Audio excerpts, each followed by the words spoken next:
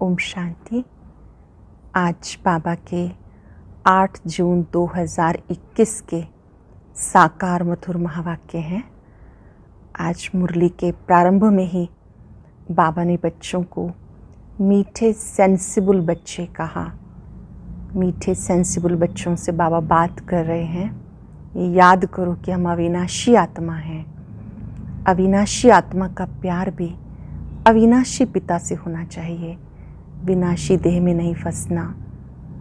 हर बच्चे को एक मेहनत अवश्य करनी है, और वो मेहनत है कि जो ज्ञान की बातें बाबा सुनाते हैं उसे दिल में समाते रहो, मनन करते रहो, हजम करते रहो। जो बच्चे ऐसी मेहनत करते हैं मनन करने की, हजम करने की, उन्हें गुप्त रूप से शक्ति मिलती रहती है और वो सदा हर्षित रहते हैं। इस खुशी और नशे में रहते हैं कि हमें पढ़ाने वाला कौन, हम किसके सामने बैठे हैं। बाबा ने मुरली के प्रारंभ में 2 बार ओम शांति कहा और कहा कि पहले शिव बाबा कहते हैं ओम शांति, ब्रह्मा बाबा भी कहते हैं ओम शांति, और बाबा याद दिलाते हैं कि मैं सदा देही अभिमानी हूँ। मैं कभी देह अभिमान में नहीं आता हूँ, सदा देही अभिमानी रहता हूँ। मैं निराकार पिता ब्रह्मा तन से तुम बच्चों को पढ़ा रहा हूँ। बाबा ने कहा अपने आप से पूछो, देह अभिमानी अच्छे या देही अभिमानी अच्छे। जो बाबा के सेंसिबल बच्चे हैं वो भी देही अभिमानी बनने की खूब मेहनत करते हैं। वो जानते हैं कि हम मूल वतन से यहाँ आए हैं पार्ट बचाने के लिए। मूल वतन, सूक्ष्म वतन, फिर ये साकार लोक। बाबा ने कहा ये 3 तबके हैं। अविनाशी आत्मा मूल वतन से यहाँ आती है पार्ट बचाने के लिए। धीरे धीरे देहाभिमान में आ जाते हैं। फिर बाबा को आके याद दिलाना पड़ता है कि तुम मेरे कल्प पहले वाले बच्चे हो। बाबा ने कहा मैं निराकार बिना शरीर के बच्चों से बात नहीं कर सकता। जैसे आत्मा कर्म इंद्रियों का आधार लेके बात करती है, तो निराकार बाबा भी साकार ब्रह्मा तन में आकर कहते हैं, ज्ञान देते हैं, दिखाते हैं। मुख से गंगा निकली। वास्तव में बाबा कहते गंगा की बात नहीं, ब्रह्मा मुख से ज्ञान अमृत निकला। बाबा ऐसे कर्म सिखाते हैं जो आपको कभी कर्म नहीं कूटने पड़ेंगे। कर्म अकर्म विकर्म की गति बाबा समझाते हैं। लक्ष्मी नारायण देखो कितने निरोगी हैं। इनको ऐसे बनाने वाला सुप्रीम सर्जन है। बाबा ऐसे कर्म सिखाते हैं जिससे कभी कर्म ना कूटने पड़े।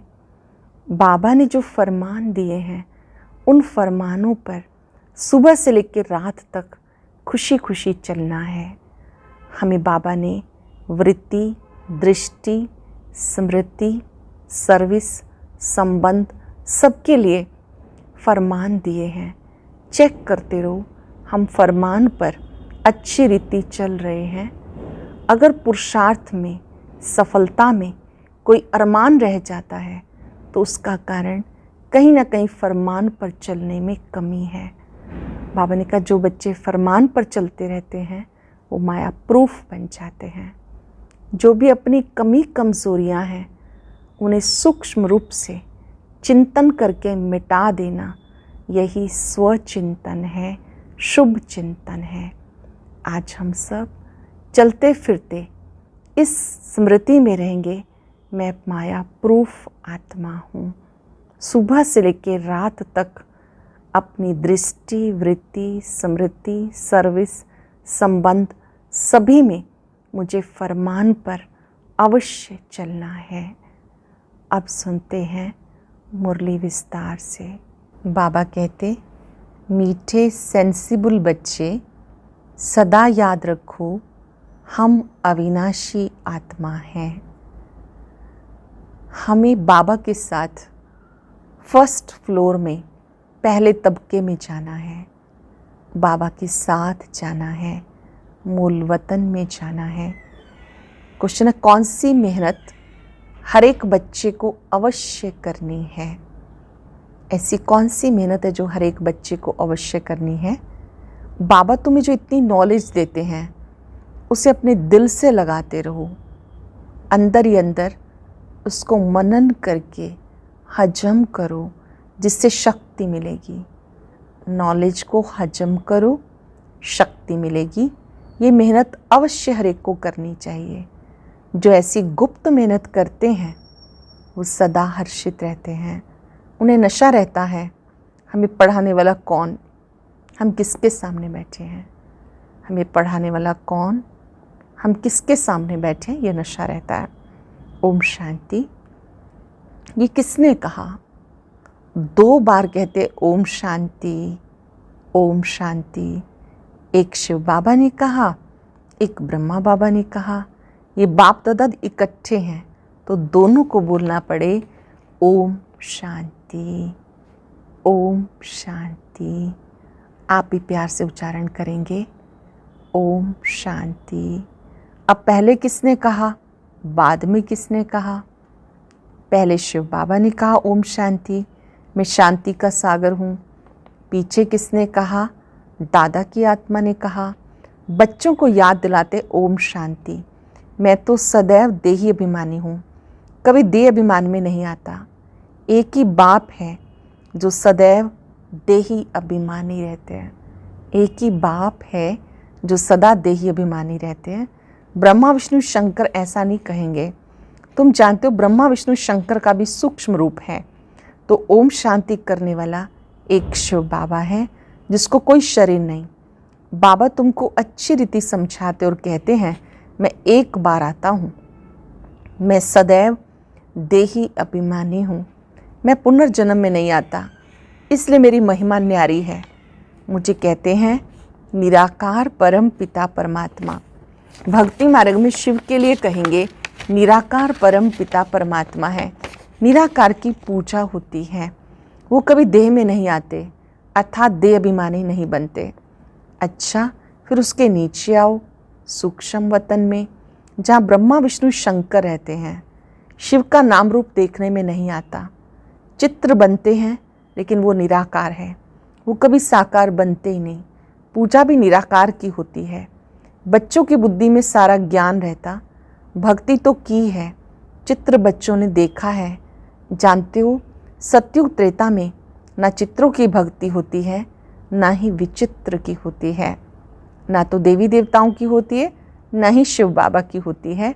बुद्धि में आता परम पिता परमात्मा विचित्र है, उनका ना सूक्ष्म ना स्थूल चित्र है। उनकी महिमा गाई जाती दुख हरता, सुख करता, पतित पावन। बाबा की महिमा है दुख हरता, सुख करता, पतित पावन। तुम और किसी के चित्र को पतित पावन नहीं कहेंगे, कोई भी मनुष्य नहीं जिनकी बुद्धि में बात हो। ब्रह्मा विष्णु शंकर है सूक्ष्म वतनवासी, पहला तबका, फिर दूसरा तबका, ऊंच से ऊंच मूल वतन, उस तबके में रहने वाला है परम पिता परमात्मा। जो ऊंचे से ऊंचा मूल वतन है बाबा है, वहाँ का रहने वाला। सेकंड नंबर तबके में सूक्ष्म शरीर वाले हैं, थर्ड तबके में स्थूल शरीरधारी हैं, इसमें मूंछना नहीं। 3 लोग हैं, मूल वतन, सूक्ष्म वतन, स्थूल वतन। जो देहधारी हैं वो सब स्थूल वतन में। ये बातें सिवाय परम पिता परमात्मा के कोई समझा नहीं सकता। ऊपर में सृष्टि है आत्माओं की, उसे कहते हैं निराकारी दुनिया। हम सब आत्माओं की दुनिया, इनकॉर्पोरियल वर्ल्ड। फिर हम आत्माएं कॉर्पोरियल वर्ल्ड में आती हैं, वहाँ हैं आत्माएं, यहाँ हैं जीव आत्माएं। ये बुद्धि में रहना चाहिए। बरोबर हम निराकार बाबा के बच्चे हैं। हम भी पहले निराकार बाप के पास रहते थे। निराकारी दुनिया में आत्माएं रहती हैं, अभी तक आती रहती हैं पार्ट बचाने के लिए साकार में। वो हो गया निराकार बाप का वतन। हम आत्मा हैं, ये नशा रहना चाहिए। मूल वतन निराकार बाप का वतन है, जो हम आत्माओं का देश है। वहाँ से यहाँ आते हैं पार्ट बजाने। अविनाशी चीज़ का नशा रहना चाहिए। हम सब क्या करते हैं, विनाशी चीज़ों में खो जाते हैं। अविनाशी चीज़ का नशा रहना चाहिए, विनाशी चीज़ का थोड़ा ही होना चाहिए। देह के नशे वाले को देह अभिमानी कहा जाता है। देह अभिमानी अच्छे या आत्म अभिमानी अच्छे? पूछ रहे हैं बाबा, देह अभिमान वाले अच्छे या आत्म अभिमानी वाले अच्छे? सेंसिबल कौन? आत्म अभिमानी। आत्मा ही अविनाशी है, देह तो विनाशी है। आत्मा कहती हम 84 देह लेती हैं। छोटी सी बिंदी आत्मा एक शरीर छोड़ फिर दोबारा 84 बर्थ लेती है। हम आत्मा परम धाम में बाबा के साथ रहने वाली हैं। वहाँ से यहाँ आते हैं पार्ट बचाने के लिए। आत्मा कहती ओ बाबा, साकार सृष्टि में है साकारी बाबा, निराकारी सृष्टि में निराकार बाबा। ये तो बिल्कुल सहज बात है। अब ब्रह्मा को कहते प्रजापिता ब्रह्मा, सो तो यहाँ ठहरा। वहाँ हम आत्माएं सब एक बाप के बच्चे, ब्रदर्स हैं। बाप शिव के साथ रहने वाले हैं। परमात्मा का नाम है शिव, आत्मा का नाम है सालिग्राम। आत्मा का भी रच्यता चाहिए ना, दिल में हमेशा बातें करते रहो। जो ज्ञान मिला वो अपने दिल में लगाने के लिए मेहनत करनी है। जो ज्ञान बाबा ने दिया उसका मनन चिंतन करने की मेहनत करनी है। आत्मा ही विचार करती है। पहले ये निश्चय करो हम आत्मा बाबा के साथ रहने वाली हैं, हम उनके बच्चे हैं, तो ज़रूर वर्षा मिलना चाहिए। ये भी तुम जानते हो, ये जो आत्माओं का झाड़ है उससे पहले ज़रूर बीज होता है। जैसे सिजरा बनाते हैं, बड़ा बाप, फिर उनसे 2-4 बच्चे निकले, फिर उनसे और निकलते, 1-2 वृद्धि को पाते पाते झाड़ बड़ा हो जाता है। बिरादरी का नक्शा होता है, फलाने से फलाना निकला। तुम बच्चे जानते हो मूल वतन में सब आत्माएं रहती हैं, उनका भी चित्र है। ऊंचे से ऊंचा है बाबा, तुम बच्चों की बुद्धि में है बाबा इस शरीर में आया हुआ है। ऊंचे से ऊंचा है शिव बाबा, अब वो इस शरीर में आया है। रूहानी बाप इनमें आके रूहों को पढ़ाते हैं। सूक्ष्म वतन में तो नहीं पढ़ाएंगे, सत्युग में तो ये नॉलेज किसी को भी रहती नहीं। बाबा ही संगम युग पर आकर नॉलेज देते हैं। इस मनुष्य सृष्टि रूपी झाड़ की नॉलेज किसी को भी नहीं है। कल्प की आयु बहुत बड़ी लिख दी। अब बाबा तुम्हें समझाते, बच्चे तुम्हें फिर घर चलना है, वो है आत्माओं का घर। अपने घर चलना है, वो आत्माओं का घर है। बाप और बच्चे रहते हैं, सब ब्रदर्स हैं। ब्रदर सिस्टर तब कहा जाता जब यहाँ शरीर धारण करते हैं। आत्माएं सब भाई भाई हैं, जब शरीर धारण करते हैं तो ब्रदर सिस्टर कहा जाता। हम आत्माएं सब भाई भाई हैं। भाई का जरूर बाप भी होगा, वह परम पिता परमात्मा। सभी आत्माएं इस शरीर में रहते उन्हें याद करती हैं। सत्युग त्रेता में कोई याद नहीं करते, पतित दुनिया में सब उनको याद करते हैं, क्योंकि सब रावण की जेल में हैं। सीता पुकारती थी हे राम, बाबा समझाते राम को त्रेता वाला याद नहीं आता, राम परम पिता परमात्मा को समझ याद करते हैं। आत्मा पुकारती है। अब तुम जानते हो आधा कल फिर हम किसको पुकारेंगे नहीं, क्योंकि सुखधाम में रहेंगे। इस समय बाबा ही समझाते, दूसरा कोई जानते नहीं। कह देते आत्मा सो परमात्मा, आत्मा परमात्मा में लीन हो जाते। बाबा समझाते आत्मा तो अविनाशी है, एक भी आत्मा का विनाश नहीं हो सकता। जैसे बाप अविनाशी, ऐसे आत्मा भी अविनाशी है। यहाँ आत्मा पतित तमो प्रधान बनती, फिर बाबा सतो प्रधान पवित्र बनाते हैं। सारी दुनिया को तमो प्रधान बनना ही है, फिर सतो प्रधान बनना है। पतित दुनिया को पावन बनाने बाबा को आना होता है। जब जब दुनिया पतित बन जाती बाबा को आना होता। उनको कहते गॉड फादर। बाबा भी अविनाशी, हम आत्माएं भी अविनाशी, ये ड्रामा भी अविनाशी। बाबा भी अविनाशी है, आत्मा भी अविनाशी है, ड्रामा भी। तुम बच्चे जानते हो ये वर्ल्ड की हिस्ट्री ज्योग्राफी कैसे रिपीट होती है। चारों युगों में हमारा पार्ट चलता। हम सूर्यवंशी फिर चंद्रवंशी बनते। चंद्रवंशी जैसे सेकंड ग्रेड में आ जाते। 14 कला वालों को सूर्यवंशी नहीं कह सकते। वास्तव में देवी देवता भी उनको नहीं कह सकते। देवी देवता संपूर्ण निर्विकारी, 16 कला संपूर्ण को कहा जाता है। श्री राम को 14 कला संपन्न कहेंगे। तुम्हारे 84 जन्मों का हिसाब समझाया जाता। नई चीज़ फिर पुरानी होती है, तो वो मज़ा नहीं रहता। पहले संपूर्ण पवित्र रहते हैं, फिर थोड़े वर्ष पास होंगे, थोड़ा पुराना कहेंगे। मकान का भी मिसाल दिया जाता है। हर चीज़ होती है, ऐसे हर चीज़ होती है। ये दुनिया भी एक बड़ा मांडवा है। ये आकाश तत्व बहुत बड़ा है, इनका कोई अंत नहीं। इसकी एंड कहाँ, वो निकाल नहीं सकते। आकाश तत्व का कोई अंत पाना चाहे तो निकाल नहीं सकते। चलते जाओ, एंड हो नहीं सकती। ब्रह्म महातत्व की भी कोई एंड हो नहीं सकती। यूँ साइंस वाले कितनी कोशिश करते हैं एंड देखने की, लेकिन जा नहीं सकते, अंत पा नहीं सकते। ब्रह्म महातत्व बहुत बड़ा बेअंत है। हम आत्माएं बहुत थोड़ी जगह में रहती हैं। ब्रह्म महातत्व में बहुत थोड़ी जगह में सारे विश्व की आत्माएं रहती हैं। यहाँ बिल्डिंग आदि कितनी बड़ी बड़ी बनाते हैं। स्पेस धरती की बहुत बड़ी है, खेती आदि भी तो चाहिए ना। वहाँ तो सिर्फ आत्माएं रहती हैं। आत्मा शरीर बिगर कैसे खाएगी? वहाँ तो अभोगता है, खाने व भोगने की कोई चीज़ होती नहीं। मूल वतन में आत्मा को शरीर ही नहीं है तो कोई खाने पीने का तो चक्कर ही नहीं। बाबा समझाते, ये ज्ञान तुम बच्चों को एक बार मिलता है, फिर कल्प के बाद तुम बच्चों को दिया जाता है। इस समय मिलता है, फिर कल्प के बाद मिलता है। तो ये नशा होना चाहिए। मुझे पतित पावन ज्ञान का सागर कहते हैं। मुझे झाड़ के आदि मध्यंत का मालूम है। तुम बच्चे समझते हो बाबा इसमें प्रवेश कर हमें सब नॉलेज समझाते हैं। ब्रह्मा विष्णु शंकर के पार्ट को भी समझना है। बाप को तो समझा है कि वो पतित पावन है। हर एक की महिमा अलग अलग, ड्यूटी अलग अलग होती है। प्रेसिडेंट, प्राइम मिनिस्टर आदि बनते। आत्मा कहती मेरा शरीर है, मैं प्राइम मिनिस्टर हूँ। आत्मा शरीर के साथ ना हो तो बोल ना सके। शिव बाबा भी है निराकार, उनको बोलने के लिए कर्म इंद्रियों का आधार लेना होता है। बाबा है निराकार, बोलने के लिए कर्म इंद्रियों का आधार लेना पड़ता है। इसलिए दिखाते मुख से गंगा निकली। अब शिव तो है बिंदी, उनको मुख कहाँ से आया? तो इसमें आकर बैठते हैं, उससे ज्ञान गंगा बहाते। बाबा को ही सब याद करते हैं। हे पतित पावन आओ, हमें दुखों से छुड़ाओ।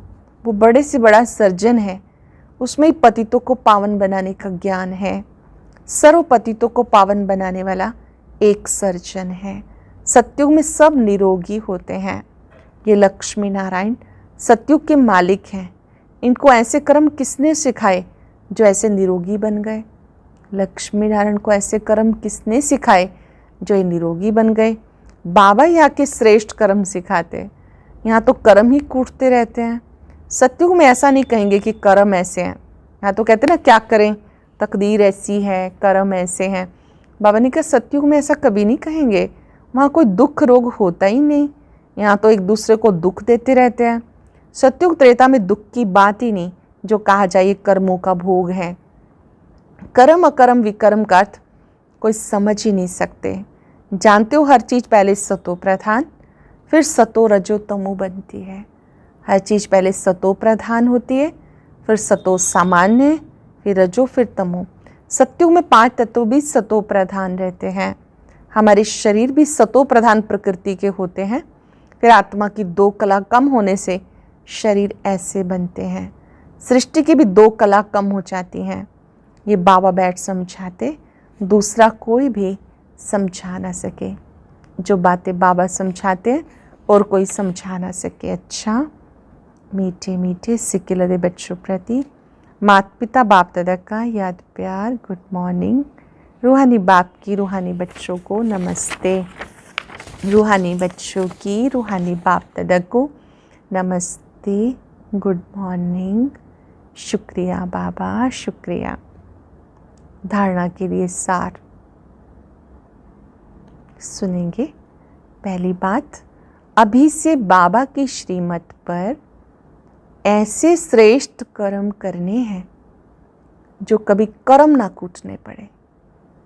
ऐसे श्रेष्ठ कर्म करने हैं जो कभी कर्म कूटने ना पड़े, अर्थात कर्मों की सजाएं ना खानी पड़े। किसी भी विनाशी चीज़ का नशा नहीं रखना। ये देह भी विनाशी है, इसका नशा भी नहीं रखना। सेंसिबल बनना है। सेंसिबल बच्चों को अविनाशी चीज़ों से प्यार करना है। अविनाशी क्या है? आत्मा, परमात्मा और ड्रामा। वरदान है, फरमान की पालना द्वारा सर्व अरमानों को खत्म करने वाले मायाप्रूफ भव। फरमान की पालना द्वारा सर्व अरमानों को खत्म करने वाले मायाप्रूफ भव। अमृत वेले से लेकर रात तक दिनचर्या में जो भी फरमान मिले हैं उसी प्रमाण अपनी वृत्ति, दृष्टि, संकल्प, स्मृति, सर्विस, संबंध सबको चेक करो। सुबह से रात तक जो बाबा ने हम सबको फरमान दिए हैं उनको चेक करो। हर संकल्प, हर कदम फरमान को पालन जो करते हैं उनके सब अरमान खत्म हो जाते हैं।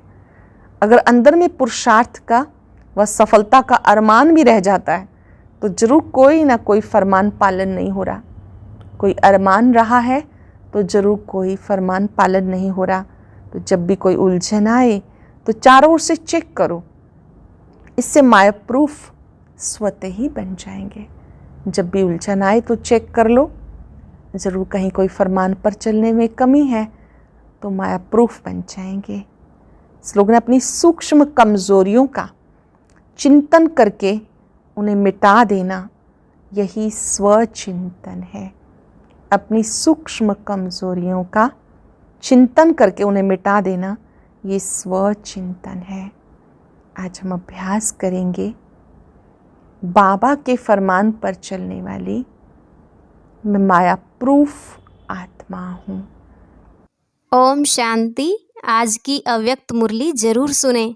उसके लिए ऊपर दिए गए बॉक्स को टच करें।